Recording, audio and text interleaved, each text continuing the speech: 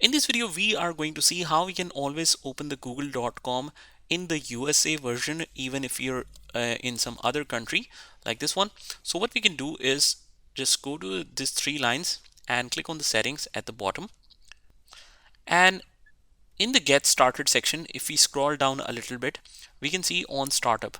So it is set to continue where you left off, but I want to open a specific page or set of pages when we open the fresh copy of Brave browser. So it's right now set to Google, but we want to add a new page.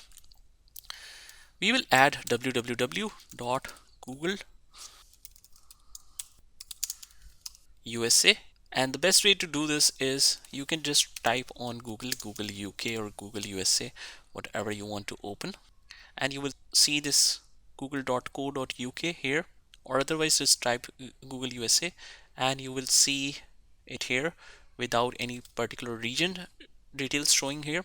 Just click on the settings, type on this URL, click on add, click close out of here, and then whenever you open the fresh Google, it will always show it without any region, and that is general region settings of USA, and that's how you do it.